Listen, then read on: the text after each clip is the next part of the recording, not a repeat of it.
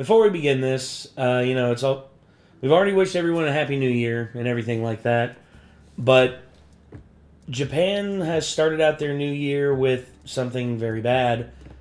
There was an earthquake, and it was a 7.5 earthquake. Oh, shit. And from what I understand, let's see, hold on. I probably shouldn't have said that at the beginning of the video. It's okay, it's okay. Yeah, tsunami warnings. Series of strong earthquakes, thousands of shelters, and they're still on tsunami watch right now.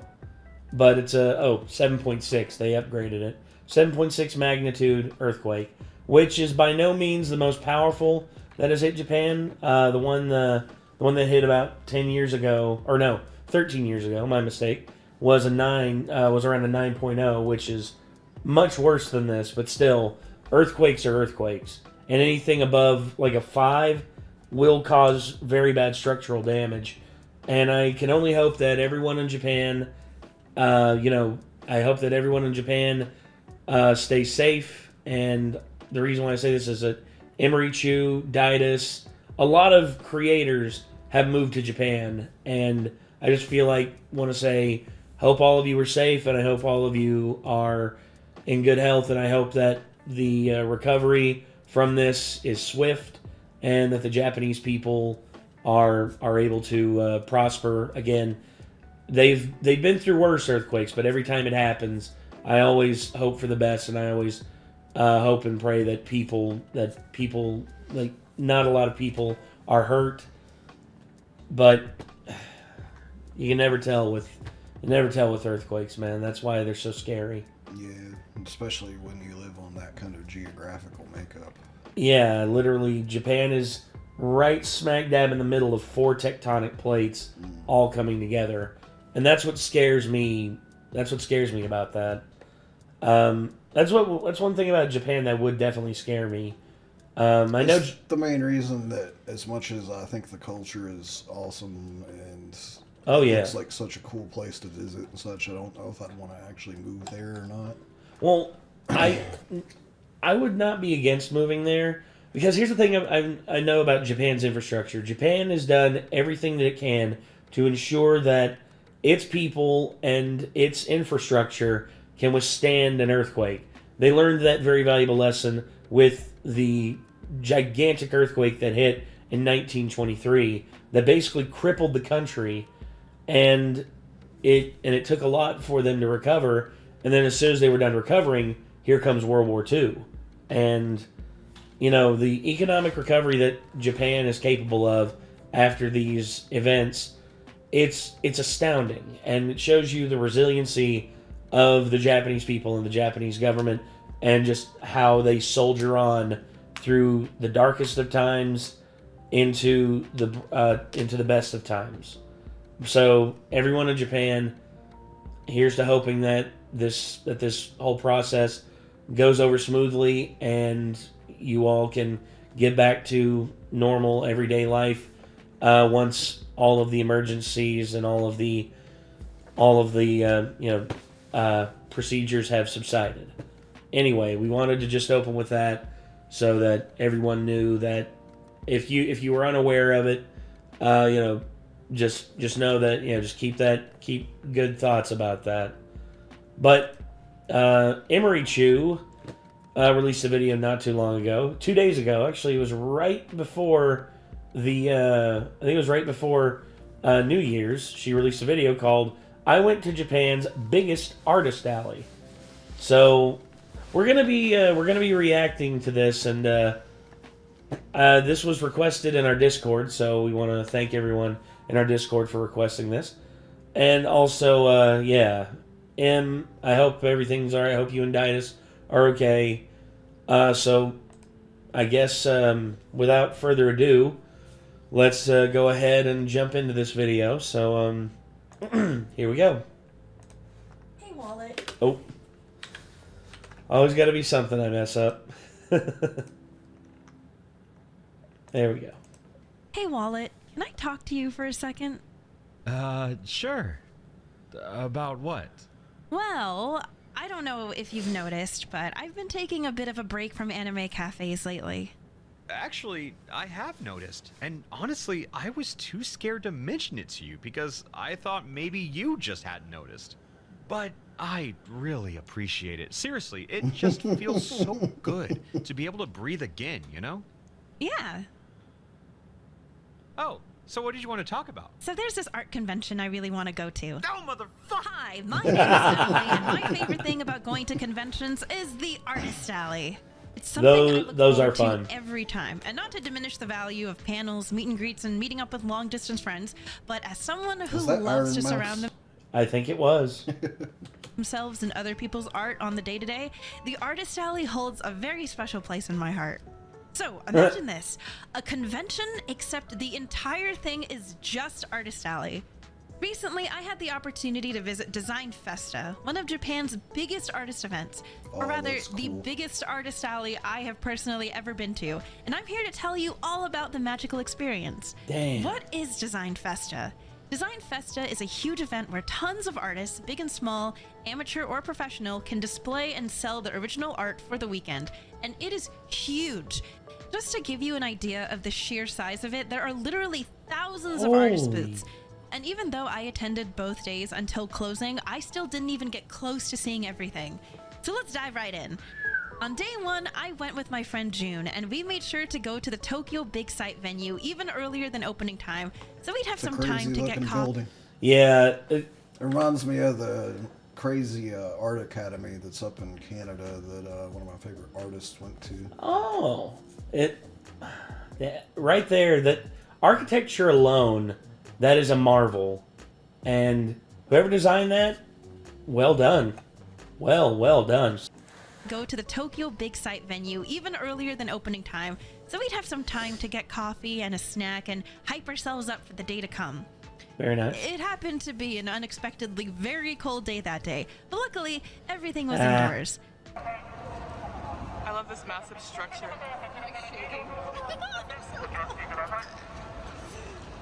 You didn't forget to wear your skirt again, did you, Em? Pants. Yeah, straight out there like the no pants gang. Tell you that there were a lot of people attending. I mean, there were a lot. Luckily, the booths were nicely spaced out, so there was still plenty of walking space. Like, it might be hard to tell in these super large crowd shots, but you can tell that it's not shoulder to shoulder. There was always plenty of space to move around and get to where you needed to go, and this detail was greatly appreciated. As someone who has had to traverse through several cramped and poorly ventilated artist alleys in the past, Yes. Oh my lord. Something like that. That's the thing I like about things I see from Japan. They show crowds, but the crowds are flowing, you know? Yes. Like, it doesn't look like it would cause me as much anxiety as something like this would. Well, this right here is definitely something that I would say is much more common at a lot of bigger events here in the States, because, say what you will, American infrastructure, we're very much straightforward, and we don't think about cohesion, and we don't think about flow of traffic. Instead, it's just like you sit stuff here. People stand around and look at stuff, but it's clogging up the walkway. Don't care. That's basically it. Whereas in Japan, everything is ergonomically, perfectly placed so that no one is really in the way unless, someone who is deliberately standing out in the middle of the floor, on purpose effing up traffic. But this here is why con crud is a thing. Yeah. Because when you're this mushed close to this many people, you got like a 90% chance of getting sick off something by the time you get back home. Every time I go to a wrestling event, I almost always catch something. Usually it's a body flying over the top rope, and it's usually Marcus. Why is it always Marcus? Damn it. Because he's the dude that flies around places. Yes, okay. I caught him. He catches air. What can you say, Yeah, he catches air and I catch him. And for my trouble, I always catch a knee to the friggin' head. True story, by the way. If it's not Caden Pierre doing a moonsault off the top rope, it's Marcus doing a slingshot straight out on top of me and Chad. Chad catches an elbow, I catch a knee. Oh. If you wonder why he has gradually more and more trouble speaking every video, now you know why. Yeah. Head injuries lead to the brain damage. And the brain damage. And the brain damage. And the brain damage. Oh, hey, Emrichu released a new video. It almost passed out. We know which one I'm talking about. I'm not going to name any names. Another thing I really liked about Design Festa is the fact that it's pretty much entirely original art. You really won't find any fan art goods, which I think is great because it lets artists showcase work that they're really passionate about and sort of lessens the pressure of having to appeal to what's currently popular in media. I like that. You see, I'm not against people doing their own spin on an like an artistic endeavor or anything like that. You know, someone's artistic interpretation of Mickey Mouse or someone's artistic interpretation of like Bowser or Mario. But original characters and original designs, this is the shit that I live for. I love seeing the creativity of artists creating something new, creating something that is truly their own and stands out amongst the crowd.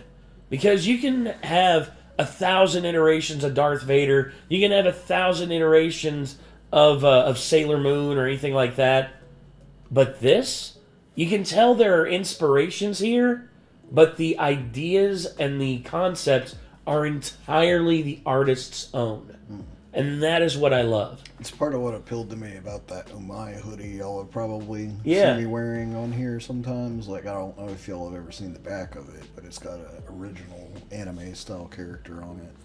Yeah. And I was like, that's cool because, A, she's pretty, and B, she's a character that you're probably not going to see all over everyone else's clothing, you know? So it's like a more unique piece of clothing.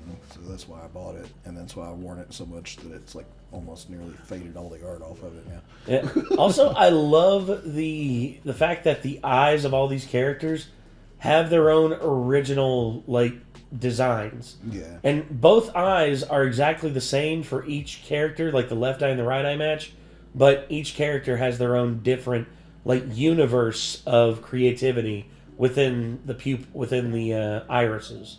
It's amazing. It was so cool to see the niche booths that had like one particular theme. Like, you want to have a booth that's dedicated to just chicken themed art? Hell yeah. There it is. Every Block, single piece at this motherfucker. booth was chicken themed, and the artist in question was in the middle of drawing more chickens when I took this video. It's amazing. You want a booth of just shrimp tempura When you based can goods? just draw one animal really well, so you go with it. Well, I mean, sometimes people just have an artistic motif that they love incorporating into their art. I mean, I love that. It's just like anything by H.R. Giger. It always has that aesthetic to it. And you know when you see it, you're like, that's H.R. Giger. Yeah. Either it's H.R. Giger or it's inspired by H.R. Giger. Biomechanical, like... Yeah, biomechanical... Sci-fi horror. That I love that stuff. You've got it. Look at it. Look at these cute Shrimp fuzzy tempura. keychains. Look at them. It's all shrimp tempura.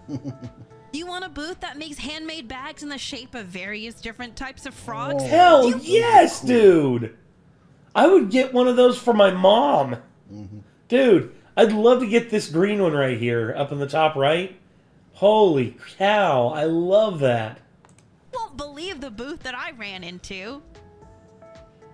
It's like, I don't There were even so carry many different- girly zip bags, and I'm just like, those are cool. Yes.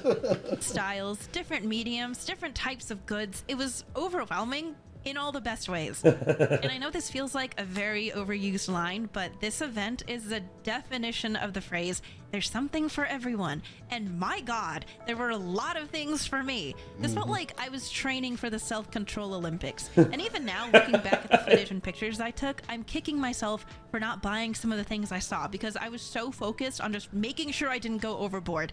And it was hard. The amount of artistry, craftsmanship. Oh, why? What? That's super dope. Dude! That's some... Dude, that's... Oh.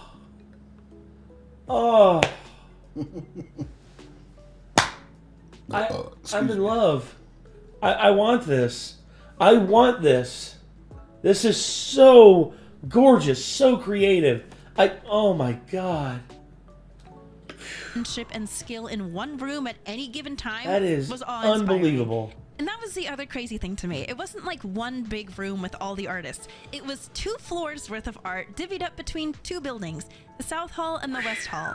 So yes, just a heads up, if you plan on going to this event, wear comfortable shoes because there's a lot of walking. And another really convenient thing about it was the fact that the booths were separated by what type of goods they had. So if you wanted fashion and accessories, you'd head to the South Hall. And if you wanted illustrations, crafts, or see live painting, you'd go to the West Hall. Yes, live painting. There was an entire section of artists drawing on giant canvases right behind their booth. And it was so cool to see how much the artists progressed on their wall over the course of the weekend. Some of my favorites included this artist drawing a big pile of adorable cats behind. Would you call it a meountain? Yes. That is so good. Also, Brian used to do stuff like that. The guy we used to present with at conventions, Brian Bridgeforth, one of the most talented artists I've ever been in the presence of. This man, with markers, did a Mecha Godzilla illustration over the weekend when we were at Conapalooza. That was actually the first convention where I met Jake. That was the convention where I first met Jake, and he started doing that, and he kept receiving comments throughout, be like, "Oh my gosh, dude, that's awesome!" And live art demonstrations and stuff like that are just so good. I love seeing those whenever they're in progress. What's up? Gura no Omise. Gura no Omise. Hey, there she is. Cuties. He's looking her up on Insta. You gonna give her a follow? How many followers she got? Oh, the stuff she's doing there looks way cooler than what she's been posting on Instagram. She has 668 Dude, she deserves way more than that. That is unbelievable. Yeah, those are really, really cool. It's like that cat bath mat. Oh, yeah. I know Kate would love that. Yes, she would. She got like a cat-style bath mat, but like she'd probably like that one. Oh, she would fall head over heels for this. Mm-hmm. Oh, wait, poor choice of words. She would love this because, you know, you don't want to fall head over heels whenever you're using a bath mat. No. Cat-themed booth, and this artist drawing a giant frog mural behind their frog-themed booth. There was also a low-light part of the hall that kept the lights off on purpose so artists could show off their unique glow-in-the-dark and illuminated goods. My phone camera, unfortunately, doesn't do it justice, but it looked really cool seeing all the booths light up the pathways. There was even a live painting area where an artist was using glow-in-the-dark paint. This was also where a lot of the spookier-themed booths were designated. Oh. This booth had some really gorgeous pastel spooky art. And I also saw this really cool accessory designed to look like a spine and rib cage. And some booths had genuinely terrifying looking art, all handmade, incredible looking pieces that just fit the low light vibe perfectly. Hell yes. This low light booth had some beautiful moth pieces and little glow in the dark mushroom terrarium trinkets. This particular booth had glow in the dark jewelry, and again, the phone camera is not doing it justice, but these pieces were glowing. For my first design. Like, it's beautiful. It may not have looked like it was doing it justice, but it kind of sort of did. Yeah. In Festa experience, I decided not to spoil myself with the list of exhibitors beforehand because I wanted everything to be a surprise. But there's this Japanese artist on Twitter called Wachichi whose work I really love, so I was really excited when they announced that they'd be boothing at Design Festa, and I managed to beeline it to their booth on day one, and I got myself some goodies, including their art book and an original piece, which I was extremely happy to get my hands on. Aww. June quickly noticed that the booths I kept gravitating to the most were the ones that displayed food art, or pretty much anything made out of clay. The thing about clay that I find so enticing is that even if someone makes like 50 pieces of the same design, human hands are imperfect, so each one feels unique and one of a kind. Miniatures in This is particular true. are just insanely impressive to me. The way someone can use clay and paints to mimic the textures and appearances of real-life objects. And, of course, who doesn't love a delicious-looking art piece? Oh, There was a ton of food art, ranging from cute illustrations to soft felt pieces to soap to candle art. It was literally a feast for the eyes. that is. You know what? One of the I'm most- sorry. I'm going to say it. Japan's food just wrecks the crap out of what we have available here. Well, there's a reason why Japan has more 3-star, 3 Michelin star restaurants than any other country in the world. The French are really snobbish. It's just like, the best chefs coming from France. The best food is in France. It's like, yeah, I call bullshit because Japan wrecks your shit. Because they got more Michelin star restaurants than you. They're a much smaller country. And they've been... and honestly, I just... God, Japan is so amazing. Like, I wish so much that I could just eat, like, on a Japanese diet here, but you can't even get half the things that are, like, common, like, snacks and such in Japan. It's like Wagyu beef. Dude, trying to get a slice of Wagyu beef over here costs so much. Whereas Guga, when he went to Japan, Wagyu was so cheap.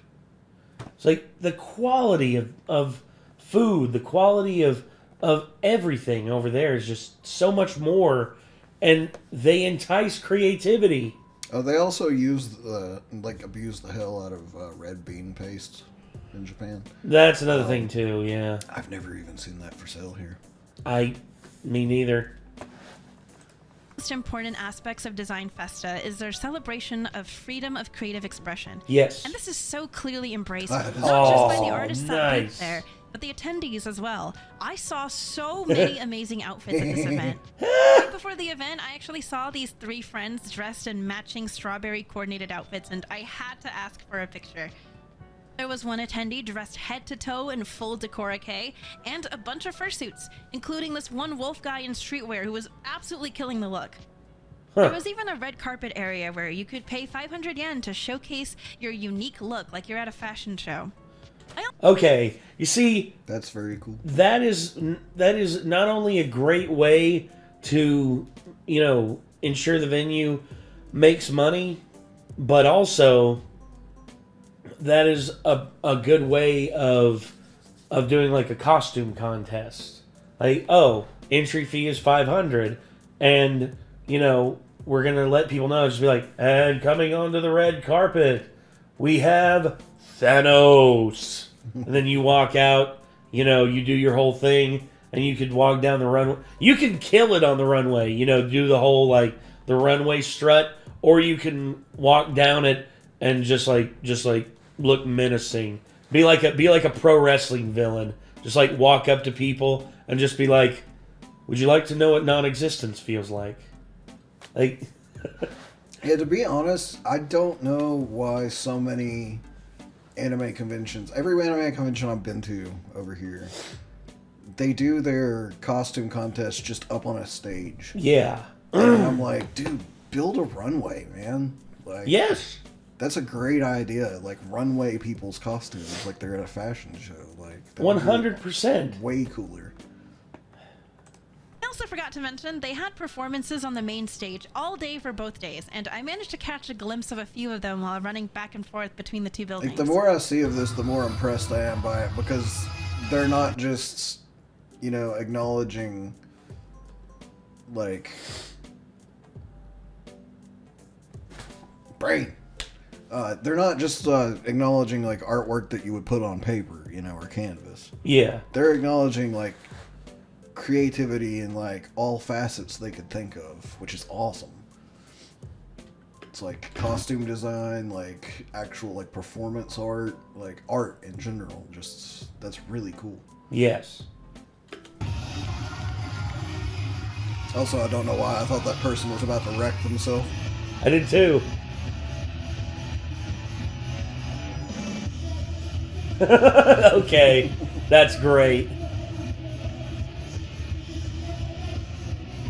We ended up getting really hungry, so for lunch, June and I decided to get food from one of the food trucks outside, and as we feared, it was insanely busy outside. Oh, and since this yeah, was in those November, it lines. was super cold, and we waited in line for a very long time. So if you want to save some time and comfort, Also, I love the fact that they have the black squid ink burger.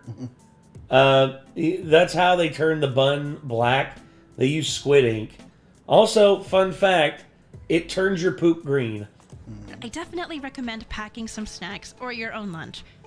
I wanted to be really cute and feel really cute on the first day, but I think in the future I'll have to save the really cute outfits for the Spring Design Festa, because after walking around all day with heeled boots and a coat that didn't keep me warm enough and a shoulder... No stockings. Yes. Oh, that's a big mistake. Wintertime in Japan is no joke. shoulder bag that got progressively heavier and heavier as the day went on, I was super tired and in a lot of pain by the end of the day.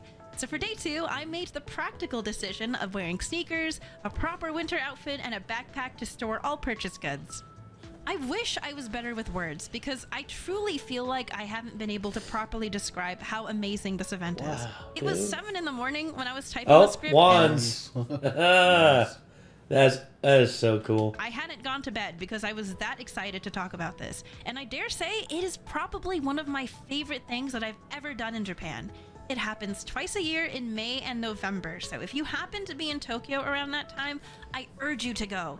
It's less than $10 for entry at the door, and it's even cheaper if you get tickets in advance. Anyways, enough dilly-dallying. Here is everything I bought at my first design festa. So I did end up getting one of those fake display suites, and this buffet is made by Fake Sweets Patisserie. This thing looks absolutely scrumptious, and I actually used this as a prop for my merch photo shoot, so it has served its purpose and will continue its life as a decoration piece. Nice. I ended up getting a bunch of stuff from this artist who went by the name Nekomiya, and they specialize in making cute trinkets out of clay. First off, I, of course, had to get the strawberry shortcake keychain, which looked adorable, the texture was amazing, and it was surprisingly very lightweight.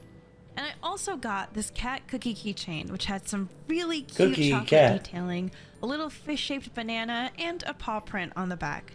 I also picked Dude. up a second cat cookie keychain, and this one says cat lover on the front in icing. I really loved the realistic cookie texture on the back, and it came with a dangly fishbone charm. These next little clay pieces I went crazy for, because they're little cat Ichigo Daifuku. I had to get 2 because they were so stinking cute, and I really loved the powdery mochi look that they had, and the little chocolate faces. And of course, I had to get the earring version of these little guys. The details on the strawberries are so good. And again, I Dude. love that they're handmade. And the last thing that I got from this booth was this cat dorayaki charm for my friend Carmen, Cat taco. got who is horribles. also a fellow cat lover. Aww. I got this strawberry cake clip from Sakuraba Cafe, and a large cat washi tape roll from Yojo Tape. And I'll include a picture of what the swatch looks like, since it's kind of hard to tell from just the roll. Next thing was this photo holder from Heki Senhouse, which came with a dangly strawberry charm. You can put in a photo card of your favorite person or a Polaroid That photo, is and I so personally awesome. haven't decided what to put in here, but I thought it was very pretty. From the same booth, I bought this strawberry letter set, which came with an assortment of stickers and a small file holder. And they very kindly packaged it in this very sweet I'm gift not bag, sure, which I will but I have a feeling that Emirichu might like strawberries. I wonder what gave you that idea. I don't know, it's just a hunch. Yeah. not be throwing away because it is perfect. Next item is, wow, what a surprise! It's more strawberries! This time, it's a handmade clay pin by Nonojiko. Very pretty, very shiny. And also from Nonojiko is this hair tie with a similar strawberry clay. Say, Em, you been cooking? You got some damage I on your noticed her on your. band-aids. I say you got some damage on your So I was thinking, digits. like, even her band-aids are cute. She just, like, loves cute She's a stuff. cute. She's into cutesy shit. What's wrong with that? Charm attached to it. This next one is from Mo Cafe Sweets, and it is a gorgeous strawberry clock that doubles as a bag charm.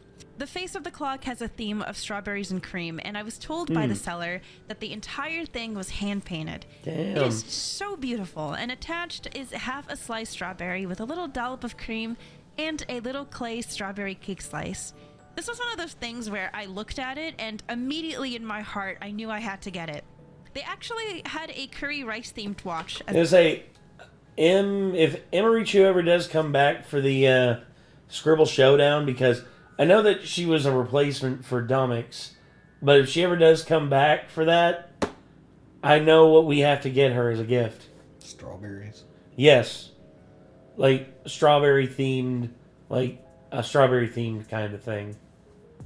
As well that I was tempted to get, but these handmade beauties were understandably on the pricier side, so I had to just choose between the two. Also from Mo Cafe Sweets were these handmade, hand-painted earrings made to look like packaged strawberries.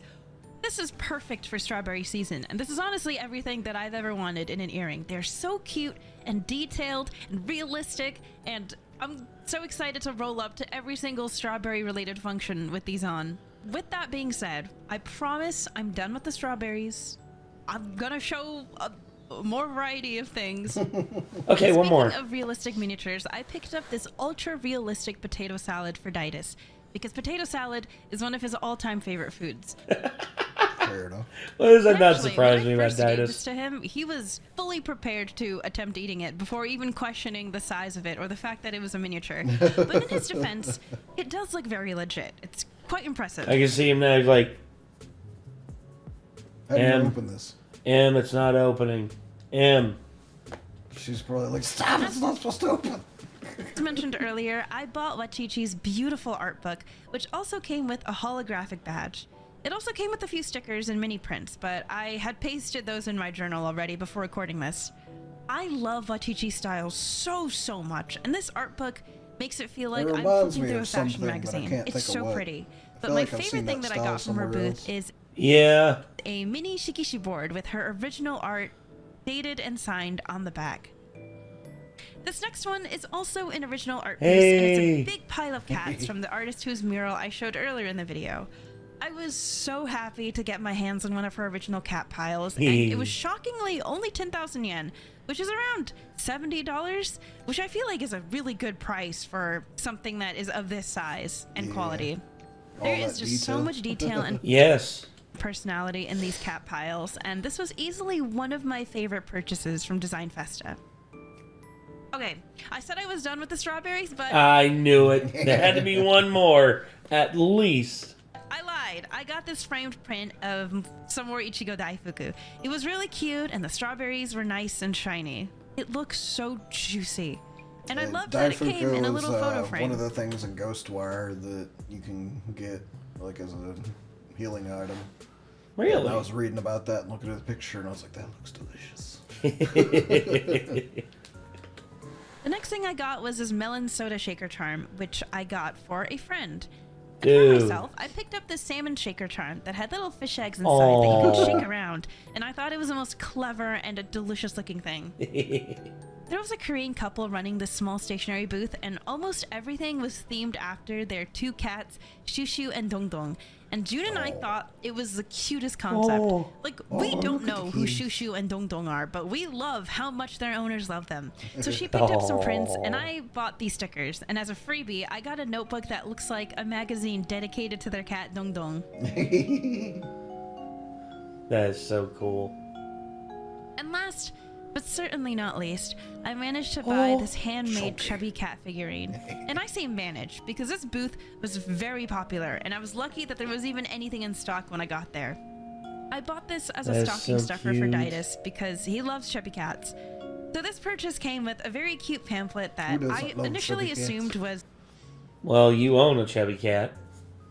Very not on purpose. No. No, but you... When I got him, he was a slim boy. Now he chunk. And I didn't overfeed him. I just feed him normally, but he apparently wasn't getting fed hardly at all wherever I got him from. Yeah, he feeds him on just a regular basis, every, twice a day. And, a couple I treats here even and like there. lowered the amount of food I was feeding him like as per Kate's suggestion, and he still just remains a thick boy. He big. I mean, he's not just fat, you know, but oh no, he still gets around. He definitely got some heft to him, though. He's still a very nimble cat. Mm-hmm. He's not like so fat that he doesn't walk. You know, he would have to roll instead of walk. Yeah, if you throw a treat down the hallway, he'll go meow. He's like gone. He's just a big boy. Yeah. More information about the craft or about the artist, and then I put it through a translator, and it states, the reason I started making this work was to relieve the loneliness I felt after losing my beloved cat.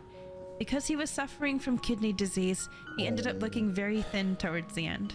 I wish and pray that my beloved cat who crossed the Rainbow Bridge and all the cats around the world eat their fill of delicious food and live happily ever after. All the cats I make have plump faces and round, adorable silhouettes. My heart and tear ducts were not at all prepared for what this artist bio did to me. But yeah, no, I'm sad.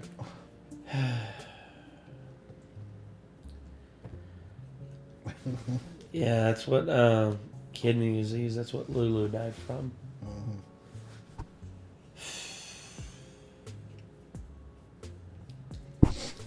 But it makes me so happy to know that each little cat figure is made with so much love and care, and now I get to bring home a small piece of this artist's love for their late cat. So for that reason, this is my #1 favorite thing that I purchased at Design Festa. That's I have cute. discovered so many new artists and brands to follow just from this one event. So when next May's Design Festa rolls around, there will be a lot of exhibitors under my radar, so my wallet will continue to live in fear for when that day comes. In all seriousness though, Design Festa is a fantastic event where you can support and discover so many independent artists and small brands and be creatively inspired by both the exhibitors and attendees. And also, it's just a really fun time when you go with friends. So the link to their site will be in the description. And for the record, I love that too. The one on the right especially. I would buy one. Dude, that'd be a prime design piece in my house. Photos. Also, I love the fact that they have these. Photos are allowed, no touching. Yeah. they're not paying me or sponsoring any sort of endorsement, but they absolutely will be seeing me again next year. And if you're in Tokyo then, I hope they get to see you too. Hey, Thanks so much Tokyo for Town. watching. I'd love to go. Yeah. On one end, we have... Now I feel like if we are to go to Japan, we should try to plan it to be at the time that this May is or going on. November. Yeah. Yeah, definitely. In my opinion, preferably May, because November. I hate cold. I do too. But if there was a country to go to during the cold, and I would be more than happy to withstand it just for the culture, it'd be Japan. There's another reason I don't want to go when it's cold too, though, which is cherry blossoms. Yeah. And I feel like, I don't know what time of year those are actually blossoming, but I feel like they're more likely to be around in May than November. Hold on. When do cherry blossoms bloom in Japan? March and beginning of April. Okay, so they probably have missed them if we go in May. But that still would be what a time to go there, man. Well, it's just like when, I've seen foreign people around here to be around whenever the leaves start to change. Whenever fall starts to come in and the autumn breeze rolls through and the kiss of winter is on the horizon. That is one of my favorite times of year here, is when all the trees are orange and red and stuff. Yes, it gives the mountains a whole new look, and that's why I love it. I'd love to see the cherry blossoms though, the sakura. I think that's why one of the reasons I get some seasonal depression during winter is just the palette change goes from like some of my favorite colors to like gray and dead. Just like meh. Yeah, true. God, but yeah. Anyway, let's see what this is here at the end. Armor. And on the other, we have voodoo dolls. I love it. And Bible core. Bible core. Bible core.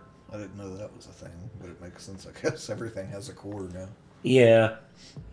Okay, so that was a good one. Your YouTube's recommending you Star Rail stuff, but I haven't been on your YouTube in like months and months and months. Oh, that's one of those random ones that pops up. You know, the 40 only has 49 views. That's weird. Azure Nova. I don't know. So this like, I would love to go during a time where they have stuff like this. There's a bucket list of things in Japan that I definitely would love to do while I was there.